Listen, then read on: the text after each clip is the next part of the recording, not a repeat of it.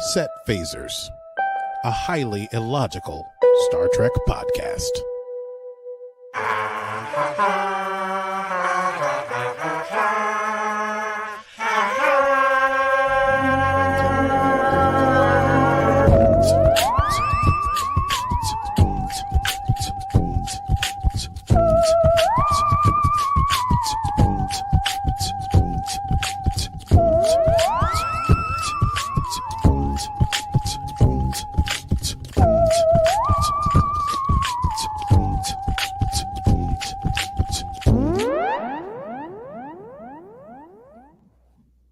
Hello, Mr. Bummies. Oh, hello, Stevie. How are you?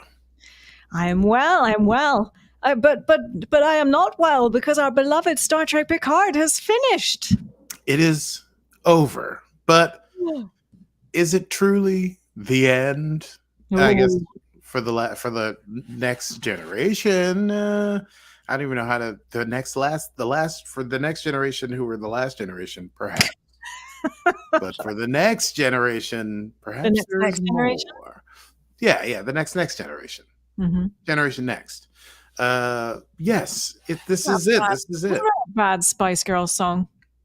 Generation Next, was that the Spice Girls? I don't remember. I don't know, but I remember they did an advert for Pepsi. Oh yeah, Pepsi definitely had some kind of Generation Next campaign. Why? That's what I remember. It was Generation Next. That's what it was. Yeah, you nailed it. Thank you so much.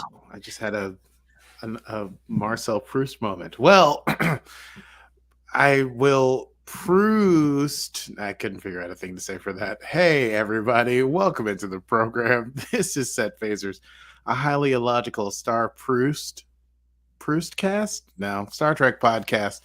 Today's star date is stardate 2310421.1.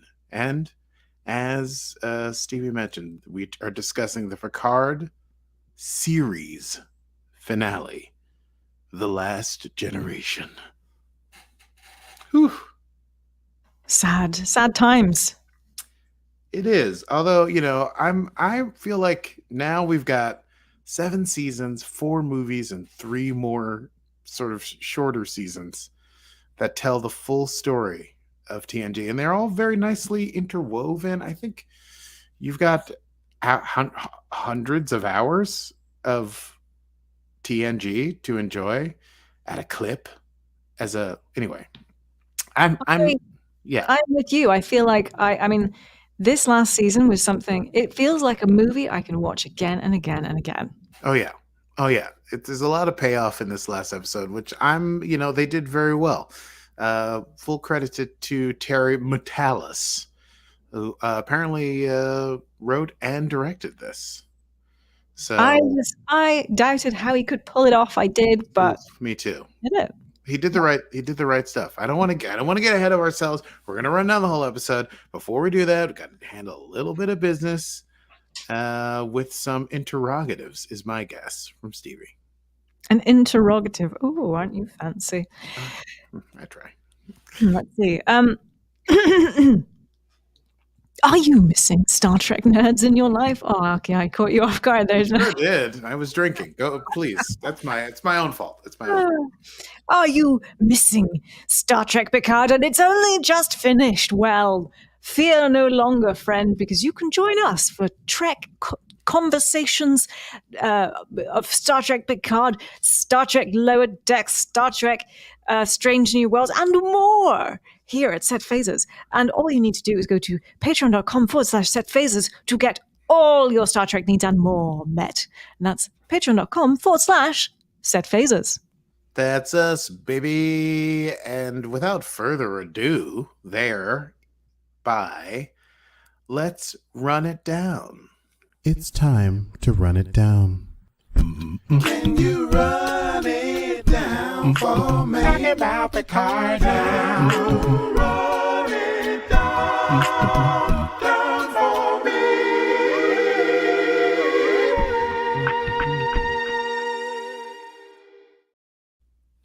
Dr. Picard.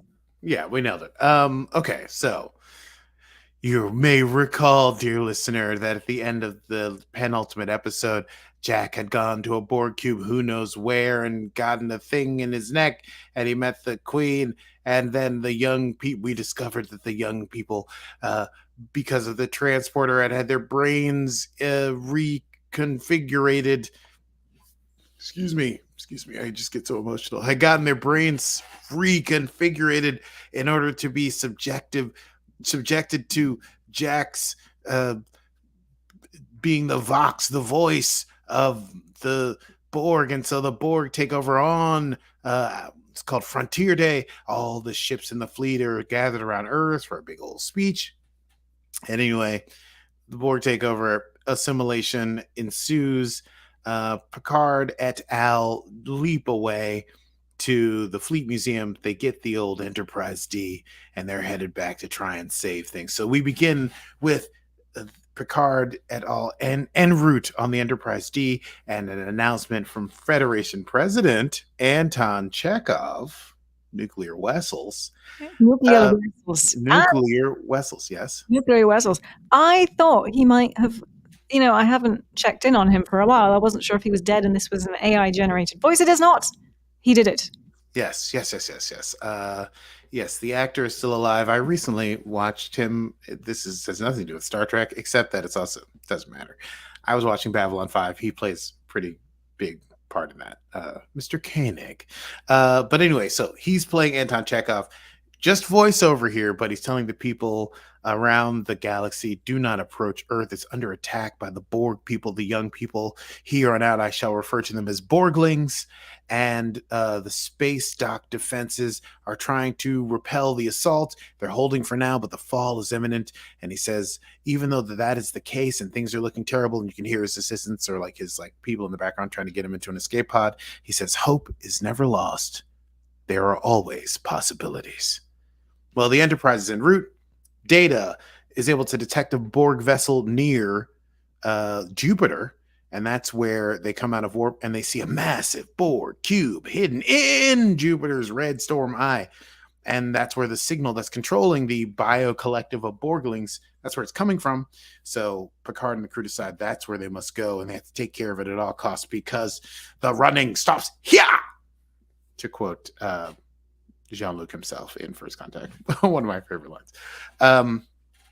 Yes. So, meanwhile, on the Titan, you may recall Captain Shaw, long may he reign, he had faith of the heart, was killed by the Borglings in the last episode. Seven is now the captain. Seven and Rafi execute with, I guess, older members of the crew who are not assimilated, a pincer maneuver, I like to think of it, where they close in on the bridge from different angles, and they've rigged the phasers so that instead of shooting people, they beam people away. And so they're able to get rid of all the Borg and on the bridge and send them into the transporter room where they are locked in for the time being. They take their stations with the crew that they have, including a cook who's only had a couple hours of lunar flight training, but he's got to be the pilot because he's got flight experience. And they have to figure out a way to get the Titan out of this fleet formation network situation so they can possibly save the day. Meanwhile, the Enterprise discovers that the Borg cube lets down its shields and faces its weapons away. It's an invitation. Ooh, somebody wants the Picard to come aboard. So they have to get down there. They have to locate the beacon. They have to destroy it. And they have to beam aboard to do so. Beverly is scanning, and she's able to find some human brainwaves, so they know that Jack is down there. Picard, Worf, and Riker decide that they will be the away team. Everyone else has to stay aboard the Enterprise. Geordi has the con. They beam down. The cube is quiet. All the Borg in their little Borg regeneration chambers are dead. They dead. You dead, Borg. And but their necrotic tissue is being consumed. For whom, we wonder? As they're moving around and seeing that is the case, and Riker's a little nervous at how quiet it is, Beverly says she knows where Jack is a level below, and Picard's like, well, this is where we split up. I have to go get Jack. You have to go find the thing that can help us find out where the beacon is. There's a verklempt farewell between Picard and Worf and Riker, and they go their separate ways. Picard goes down into the weird room. He basically this dead zone where you can't. Oh, was that me or you? Was what you? I heard a very strange sound. You. I don't have a anyway. I was All on right. mute, so it's you. Cat couldn't be. Okay. All right. Well, something's making wishy sounds. So Picard goes and he finds Jack in this room. He's in a dead zone, so he can't communicate with the ship. He finds Jack hooked up, full Borg arrangement, faceplate, things coming out of his face, things, but he doesn't have the fortunately does not have the locutus eye, just some things stapled to his body and the whole black suit thing. And as Picard rushes over, he is accosted verbally by the Borg Queen, at whom we get our first good look. And let me tell you, when she was part of Vadic's flesh hand, she was much easier to look at, because holy moly, Janeway put a hurting on this Borg Queen. Just the tubes are part of her face. She's just got like an upper torso that's on a spike. She can talk. It's awful. She looks terrible. But she's so happy Locutus has come home to the collective. He's back where he belongs. The Titan is able to see the Enterprise D, and they understand that, okay, that ship is not part of the network, so they're trying to do something. Rafi is able to figure out that the formation, this fleet formation thing, is held together via a line of sight propagation. So if they can not be within line of sight, they can regain control of their ship. Well, lucky for them, the Titan has a cloak device.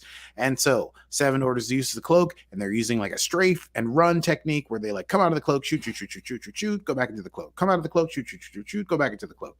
They're trying to take on the entire Borg Armada. Hey, it's not great, but they're trying to buy enough time for Picard and the Enterprise crew to do something they can do. Picard and the Queen, meanwhile, they have it out. He tries to fire on her, but she's protected by a shield, of course. And he's like, you infiltrated his mind. You tried to steal my son from me. And she goes, oh, no, Jack is the one who found me when I was wandering at the edge of space with nothing and no one, and all my children had died. He reached out to me. He is going to save us. The future of the Borg is no... And, oh, yes, so Picard's like, hey, listen, take me instead. You want me. You want Locutus. Come on, baby. The show's called Picard. Look around. And she goes, oh, no, I don't want Locutus anymore. I've got the Vox. The future of the Borg is not simply assimilation. It is evolution.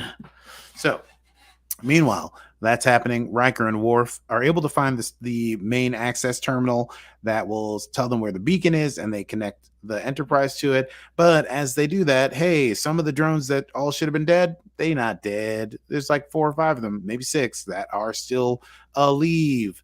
And a fight ensues. At the same time, on the Titan, the young Borglings are able to break out of the transporter room, and the 2 LaForge daughters go and destroy the cloak just by shooting at it. And they head off, all the Borglings, to retake the bridge. On the Enterprise, the cube starts firing once the Borgs come awake and they realize that there's more than just Picard down there. Cube starts firing on the Enterprise. They have to make evasive maneuvers. They don't have the automated weapon system, so Beverly, who is manning the I don't know what you call it, the guns, I guess, is going to have to figure out and fire back manually, and she does quite well. And everyone turns to look at her and she says, hey, it's been an interesting 20 years for me. Worf and Riker are fighting the Borg. It's mostly Worf, though. Riker kind of ducks out of the way because the Borg are shooting, and Worf has his Klingon sword, swordlith, and he is able to take out like 4 of them doing this, but he takes quite a few shots, and eventually he takes one directly to like the chest, and he falls back to where he and Riker are hiding behind the terminal. And he's like, oh, the sword. And Riker tries to take the sword, and the sword turns out is extremely heavy. Riker's, good Lord, how heavy it is. But then Worf is like, hey, there's the hilt. And he reveals that the hilt is a phaser. And Riker's like, you had a phaser the whole time. Why were you using the sword? And Worf's like, oh, swords are fun. So Riker's able to take out the remaining 2 Borg drones with this phaser. Meanwhile, they figure out where the beacon is, but it's in the heart of this cube. Very difficult to get to, and pretty much impossible, to fly a whole ship into, except maybe Data can do it. And Data, he has this feeling in his gut, Data has a feeling that even though it's improbable, he thinks he can do it. And Geordi, who's in charge, says, you know what? I trust you, Data. and they go flying into the Borg, and it's the Borg cube, and it's bonkers, and Data's having the time of his life. Earth, the space dock defenses fall. Earth is completely defenseless. The fleet begins to target all these cities. Picard, meanwhile, is desperate. He starts ripping cords out of Jack, even though the Queen tells him, like, you can't bring him back, and if you do pull out all the cords, you might kill him. The only way he can come back is choosing to do so himself, which he would never do. Finding the beacon, the Enterprise crew learns that if they destroy it, it will destroy the whole cube, everyone on it. You know what I mean? So they have to make a hard decision, because if they haven't gotten Jack and the away team back, then they destroy this cube and there's like a minute left, and everyone dies. So a hard decision for Beverly and Troy, but they agree that they will do what they must do when the time comes. And Riker and Worf say, even though they've finished their mission, they're not going to beam out. They're going to go find Picard. They owe that much to him. Picard, meanwhile, in desperation, decides if he can't get Jack out by main force, he will go in to the collective, a thing he swore he would never again do. And he shoves the thing into his neck, weird veins spread across his face, and then he and Jack are in beautiful Borg heaven, and they have a little bit of a conversation. While that conversation is going on in the Enterprise, they're realizing, hey, we're out of time. Earth is defenseless. They don't know this, but the Borglings have broken out of the transporter room and are going to take over the ship. It's going to be a standoff. Things are looking pretty dire back on Earth, no matter what Anton Chekhov has to say. And so they go, listen, we're going to have to make a hard call now in order to either we can save but the away team down on the surface of this Borg cube, or we save everyone back on Earth, and in so doing, the galaxy. And so they fire on the beacon, and the away team has a minute to save themselves. But they're in that dead zone where they can't be beamed out and they can't be tracked. Picard is in Borg heaven with Jack, and they're talking. He simply cannot convince Jack to leave, because Jack has been felt so isolated, so alone, so away from people. And finally, he is here, connected to so many voices, so many presences. This is what he was meant to do. This is what was written for him. And so Picard says, okay, if I can't get you to go, then I will stay. You've changed my life. I'm your father, and I'm going to stay here with you. And he embraces Jack. And in that moment, Jack realizes, even though he felt alone, he was never truly alone. And he comes awake, and he pulls out all the cables, and the Borg Queen is screaming. And once he gets all his cables out, he pulls out Picard's cable. Then he and Picard are together. But the whole Borg station is blowing up and exploding and going crazy. And it looks like this could be the end. And the Borg Queen's like, you'll be alone forever, you fool. You've made your... And he goes, I'm not alone. I've got my dad, or whatever. Riker, in this final moment, he and Worf have found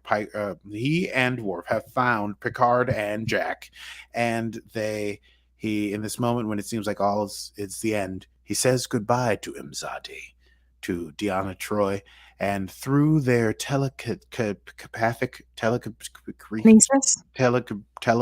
through their brains, Deanna's like, I know where they are, and she rushes over to the terminal, and she pilots the ship towards where she senses Riker is, even though he's within the dead zone. And so the Enterprise shows up just as everything is starting to really blow up, and they're able to beam away Riker, Worf, Jack, and Picard, and the Queen dies screaming in a conflagration of green Borg tech and fire. Just in time, because the Borglings had just gotten to the bridge, and it was a standoff, weapons raised on both sides, and then the effects of assimilation drain from the young people's minds and faces, and worried that they have done something terribly wrong, standing at the four of them, Sydney says, what happened? I'm so sorry, just feeling this guilt. And fortunately, the person there to embrace her is none other than Seven of Nine, who knows exactly what it's like. And so Earth doesn't get destroyed, and Picard and Jack go to the bridge of the Enterprise, and Jack embraces his mother, and Riker and Deanna embrace, and Data and Geordi and Worf sit down, and Worf promptly injured and exhausted. He got shot like maybe 6 times with Borg phaser fire. Worf falls asleep and immediately starts snoring, but they have saved the day. So here beginneth the epilogues. I will try to move through these quickly. Beverly Crusher is made head of Starfleet Medical, and she comes up with a transporter solution in order to fix all the younglings so they no longer are Borglings. The changelings, it turns out, needing the information from the people that they were impersonating hadn't killed everybody. And so we see, Tuvok goes to visit Seven and mentions all the terrible things that she did that were not regulation, I guess. And Seven's like, listen, I know I don't get along with Starfleet regs. Regulations, and for that reason I'm resigning. This is my resignation. He says, well, first you should check out Shaw's review of you. And she's like, oh god, Shaw. But then Shaw gives a review of her that is very Shaw. He's grumbly and curmudgeonly and not super I guess sympathetic or empathetic, but in the end he says, she's a great captain, and I have always worked by the book, and she's going to write a new book, and that book's going to be glorious. And he recommends her for immediate promotion to captain when they get back to Space Dock. This was Shaw before he redeemed himself, even in the eyes of us, the viewers. And so Tuvok gently does not accept Seven's resignation and calls her captain. Rafi, meanwhile, it gets a message from her ex-husband, and it's got video of her grandkid, and she said they can't wait to see her because apparently they saw, as they were watching the feeds where they are in Metalis 4 or whatever they were living on, or wherever he owns the bar. I actually don't know where the kid. Anyway, it doesn't matter. They saw someone had leaked all the clandestine work she had been doing behind the scenes to save Starfleet, and the kids her kid is amazed and wants her to meet a granddaughter, and she's been redeemed in their eyes. And who leaked it? It was Worf, who shows up, puts down his super heavy sword.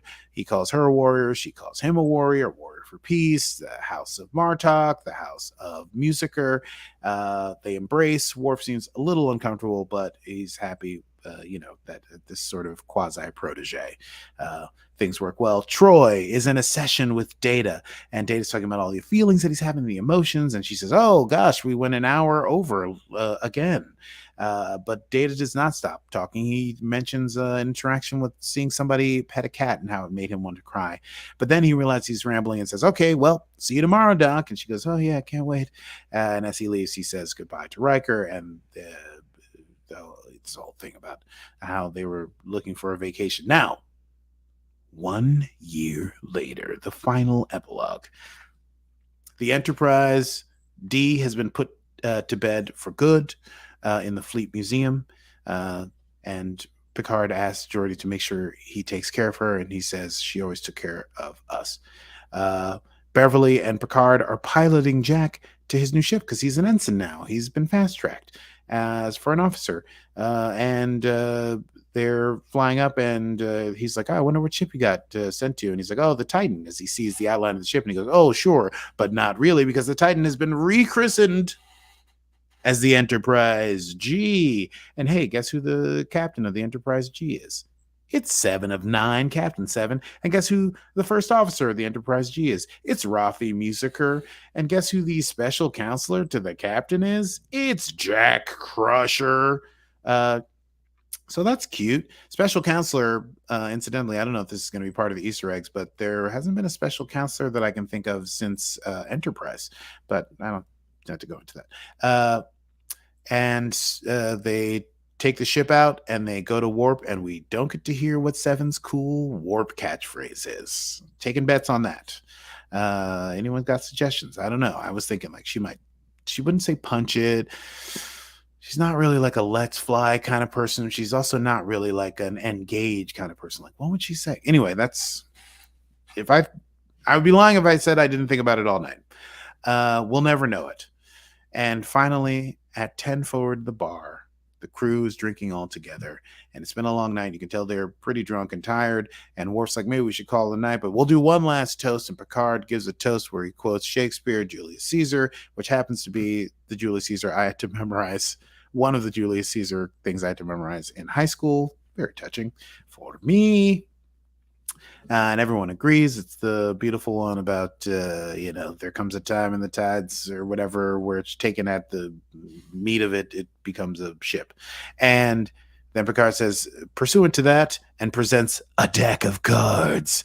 And then they all go, oh, hell yeah. And they play poker. And it's a beautiful final scene where they play poker. And under most of the credits sequence, they were playing poker. So really, It really tapped into that feeling of wanting to be part of the Enterprise family once again, them playing poker. And that is the end of season 3 of Picard. Oh, wait, no, there's a post-credit sequence. You thought it was over, and you suckers. If you didn't watch the post-credit sequence, you have 4 seconds to pause this now so that you can go watch it, because I'm going to spoil it. Here's what happens in the post-credit sequence. Jack is in his room unpacking, puts up a little picture of his mom and his dad, and he's got his little thing. And who should appear from the shadows? None other than Q of the Q Continuum, who Jack says, "Oh, you're Q, right?" And he goes, "Oh, it's a simple name for a complicated person." And Jack says, "My dad said you're dead." And he says, "Oh, why do you think so linearly?" And he says, "I thought you said the humanities test was over." And Q says, "For your father, but yours, dear Jack, has just begun." And here endeth the final episode of the final season of Star Trek Picard. Let's chat about that. I say, darling, let's do a quick chat about that. Yes, let's do. Well, you're right. Yeah, it was just what a rundown. Yes, what a rundown. What an Surprised ending. they managed to do that in such a short amount of time, given that the episode was over an hour long.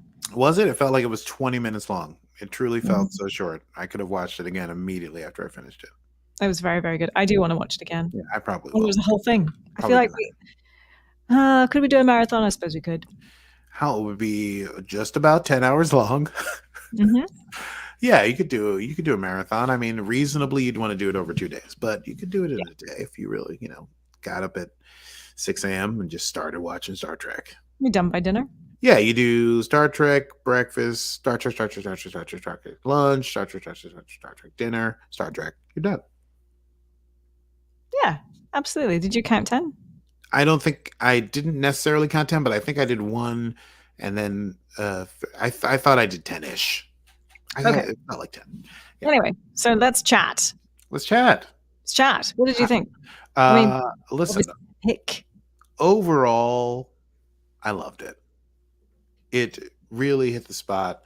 Like we were saying before, I didn't know how they were going to wrap it up and have a satisfying conclusion where we say goodbye to this. But they nailed some of those beats of all good things, Yes. And ending with the poker was a brilliant move because that Beautiful.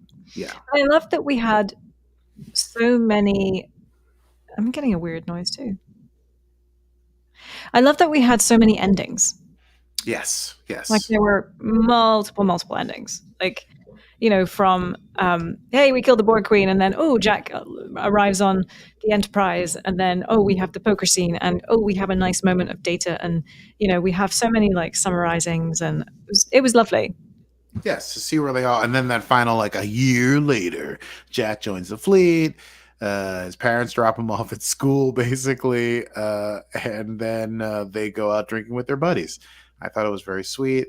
I like we said last episode, I think, or was it just you and I talking about this? Picard has turned out to be this sort of cataclysmic Borg trilogy that they ended the entire thing with, which I think was very appropriate. The first one has to do with Data's consciousness and the threat from machines from without, but also has the Borg cube with the Romulans, the artifact. The second one, the first one really went the distance because doesn't Seven jack into the cube in order to take care of some of the XBs when they land on that weird planet with the fake day with Inigo Sung? Yeah, that whole thing. The second one is Borgatti in the past, and also Q. And then this one was finally the Borg Queen. Hopefully, finally is dead because she should not be coming back from this. You know what I mean? Yes. Now, Borg Queen, I must admit, I was a little disappointed that she was completely computer generated. Was she completely, except for her face? She was voiced by Alice Kriege. Oh. There was no other thing going on. I guess they were like, do you want to be in makeup for 10 hours and then not move up on a pole for 2 days of shooting? Or I don't know. I didn't realize that she was completely computer generated. She was so jacked up that I didn't look to see if they're Allison Creech. I mean, most of her was sure. She only had a rib cage and a face. Yes, but well, I mean, Half a face. in the credits, she was it was voiced by Alison Creech. Sorry, Alice Creech. Alice Creech. Alice Creech. Alice Creech. Yeah. I mean, it just for me, it just would have added a little extra. I don't know. It's tough. I mean, it just that was just a slight, tiny letdown. But I can see why it was difficult, given what they did to her, and considering how much cast they already had.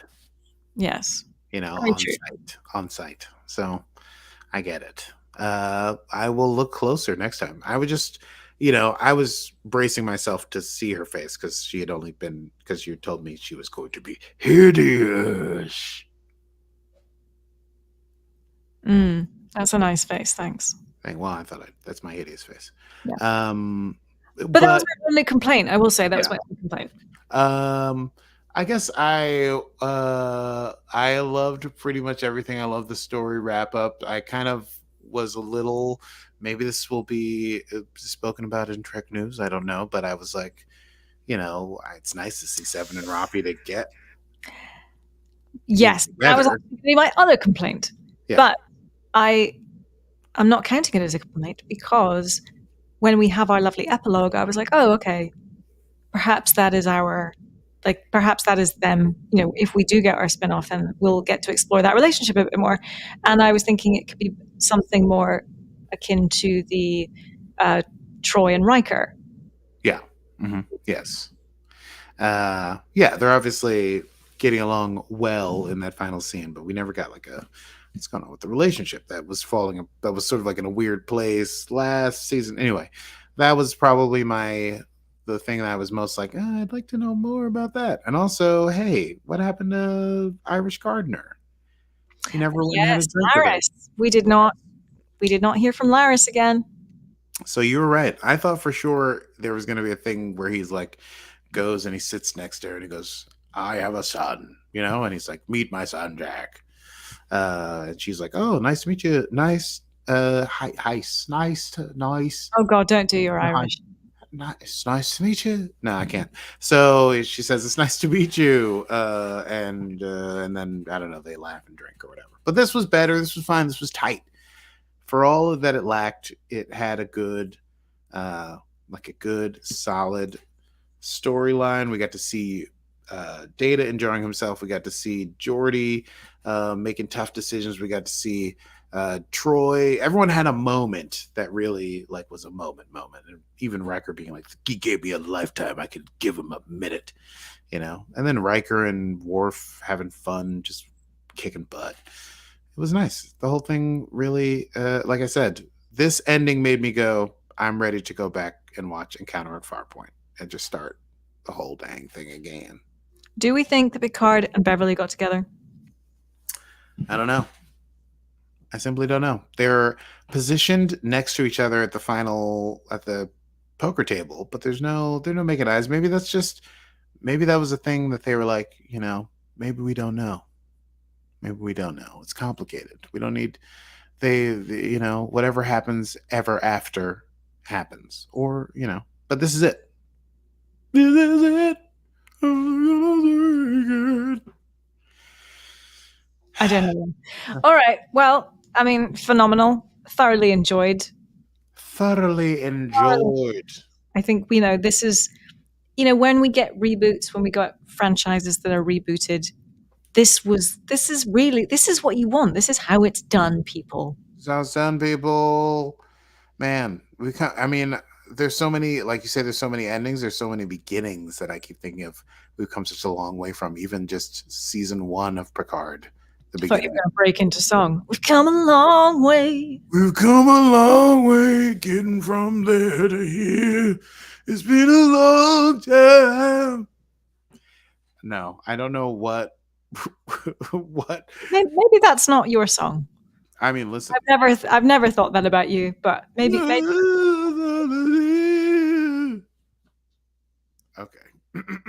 This is have you been nominated for a Grammy? I forget. I've never been nominated for a Grammy, but I think when you hear my R&B cover of Faith of the Heart, I think you'll realize, oh, this guy, he's a genius. He is a genius. I can retire like that. Indeed. Shall we, given how much content we have, we've got Easter eggs and Trek news. Yes. So,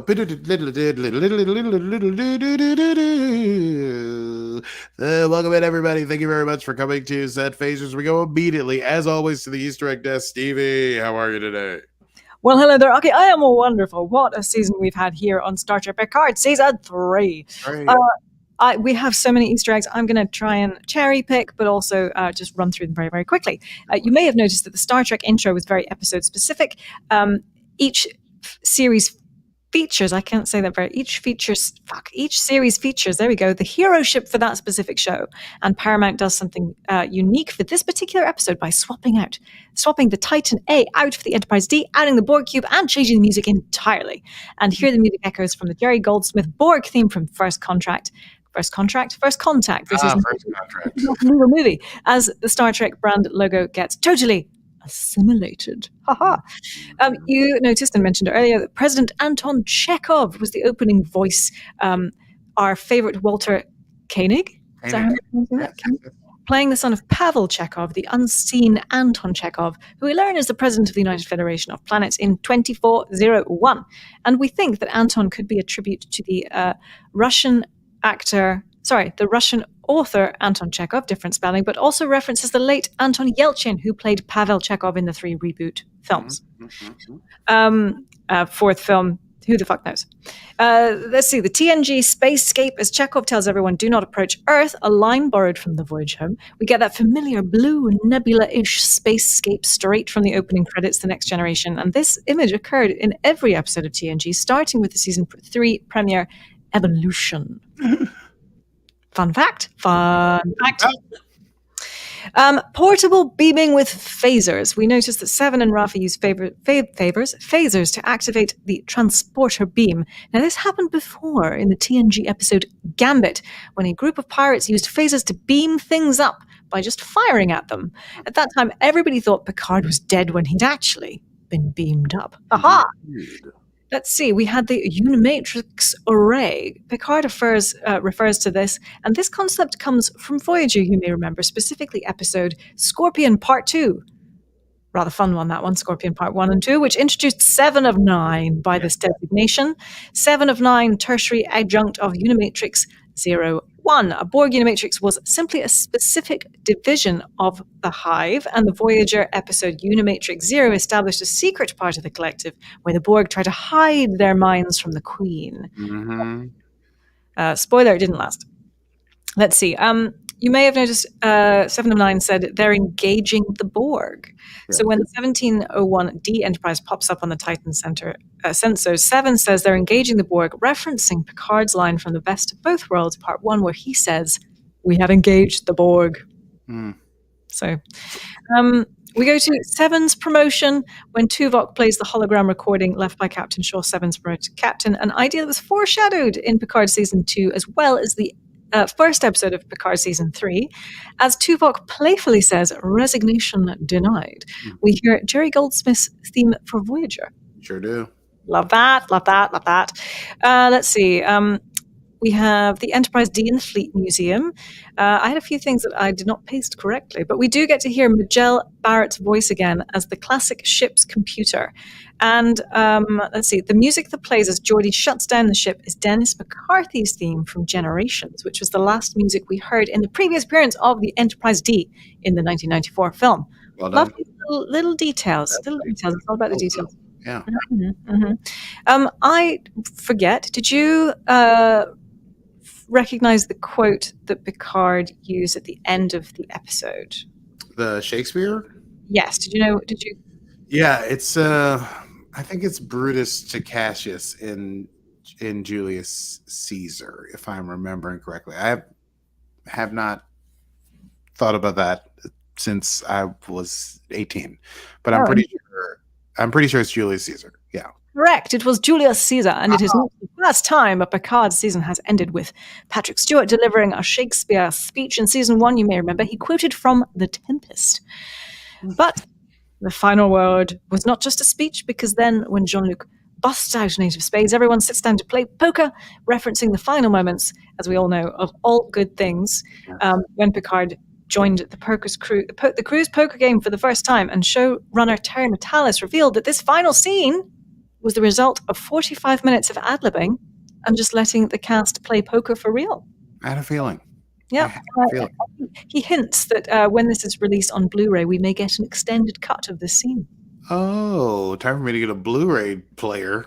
Indeed. Well, that is all from the start, the Easter eggs, or that's all I can go through right now, because there's far too many, and I think I accidentally pasted over one or two. So, Aki, that is it for me. It is back to you in the studio. Fantastic. Even though it seems like I'd be the anchor for a news show, we're now going to go to Trek News. News from around the galaxy.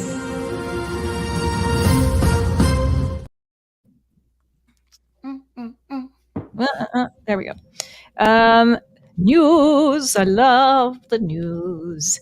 Let's see. Klingons. They are back. We are just under 2 months from the return of Star Trek Strange New Worlds, and Paramount released some key new art from their new trailer, which is rather fun. And we see a reboot of the look of the warrior race once more, as we bring the species look back for a more traditional Star Trek 3 and beyond design. So very exciting. We also see a glimpse of the new Enterprise chief engineer, Pelia, played by Carol Kane, who will be in a recurring role this season. Good list. I hope. I mean, unfortunately, I think she's probably going to die and be replaced by Scotty, or at least, come off the Enterprise at some point. Who knows? Just leave. Maybe they're not going to kill every chief. Maybe. But it seems like that's going to be their thing, right? They are a red shirt after all. Hello. Let's see. Okay. The big news.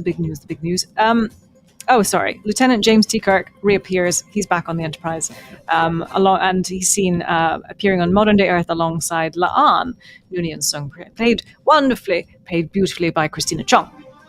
Now, the big news that we got super excited about this week was Michelle Yeoh, the recent Oscar winner, is returning for a brand new movie that Paramount announced this week, Star Trek Section 31. Well, she reprises her role as Emperor Philippa Georgiou.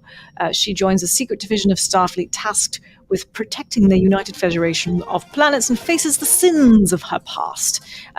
Now, many people might be asking, well, why is it a movie? Well, why not? That's what I say. Partly, I think it might have something to do with the constraints on her schedule and no doubt salary demands, being now a fancy Oscar winner. But fair play to her, and I'm excited. We haven't had a new Star Trek movie for years, and it won't be the reboot, so we're getting some new Trek. New Trek, we love the new Trek. Let's see. Now, this is what we saw in the epilogue, if you will. At the end of the credits, we saw Jack join the Enterprise. We saw Captain Seven at the helm, Raffia's first officer, Sidney LaForge at the helm. So are we going to see a spin-off? I mean, at least a movie event. I mean, right? I mean, come on. Why not? I mean, we still haven't seen the new podcast that they announced last year, which I believe was sort of a prequel to Khan, really, I think. But, so it's been coined Star Trek Legacy, because why not? And that's quite fun, and I would totally support that. It has not been greenlit at Paramount yet. I mean, I'm shocked that they haven't greenlit it yet. Maybe, I don't know. Why not? Because, wouldn't it be fun to give fans that? Yeah. At the end of this wonderful finale, or however, could they just be teasing us and it's coming, and they just want to build our anticipation. But he knows where it would go. He's talked about it. He's very excited. He said, it would follow Captain Seven on the new Enterprise G. He knows that what Jack Crusher's future is past that scene with Q. He also apparently has a very surprising way that Todd Stashwick could return, although he remains very tight-lipped about the specifics. Matalis says, I know quite a few things. I know exactly how Todd Stashwick is involved, or would be involved, if we should ever be so lucky to have him come back. Todd knows, and we've always known, and Jerry Ryan knows, and it's the coolest thing ever. Yeah! So that's where that stands. So I do hope that it happens. My goodness. Lots of news. What Much news. so much news. That's all very exciting. God. Yeah. I don't know what to say about that except maybe some quotable moments. Let's go to quotable moments. That is all from the news.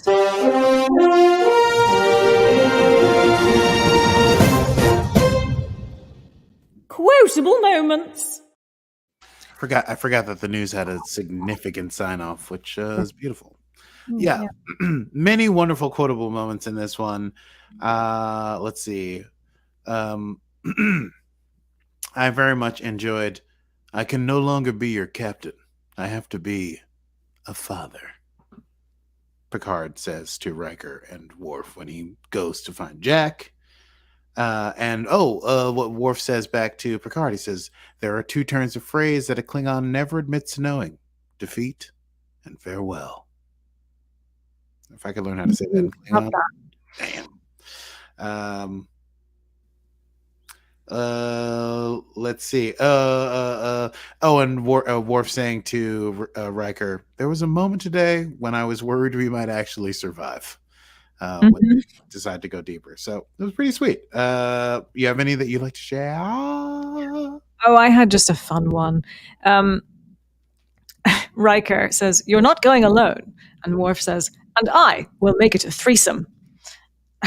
Riker is just like, do you even hear yourself? I mean, that was incredible. It was perfect. And I will make it a threesome. Do you even hear yourself? Do you even hear yourself? I guess I would add, finally, Data saying being human is just as difficult as the desire to be human, which I thought was beautiful. Indeed. Well, God, it's hard to let go, but this is the last quotable moment for Picard. I guess you talk about the nebulousness of next time. Oh, yes. Okay, let's do the next time. In a moment where here we go. Next time on Set Phasers.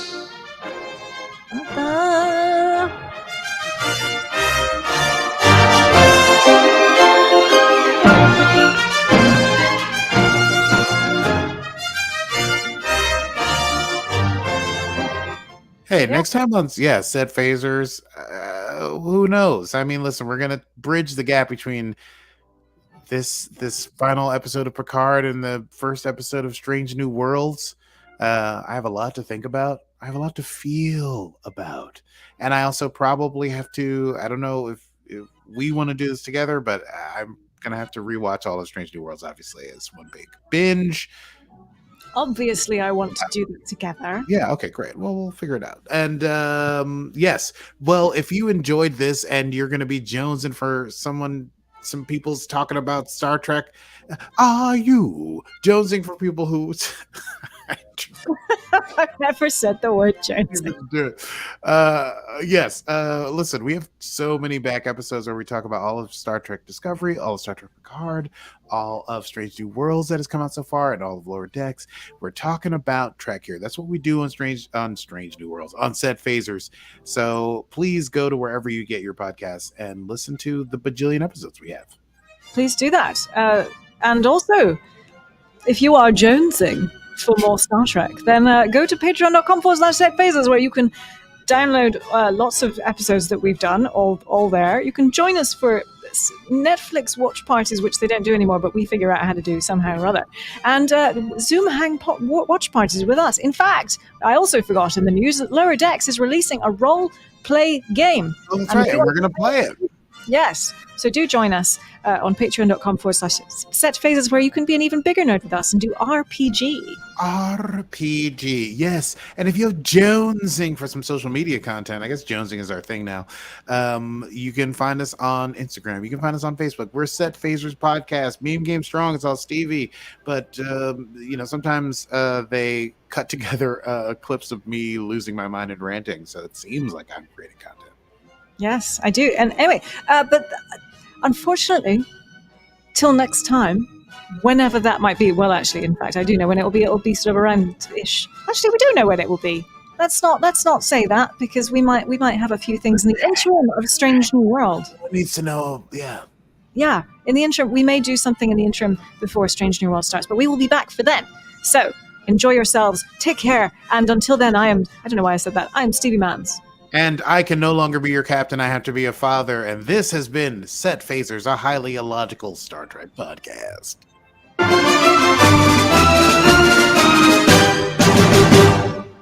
Computer, end program.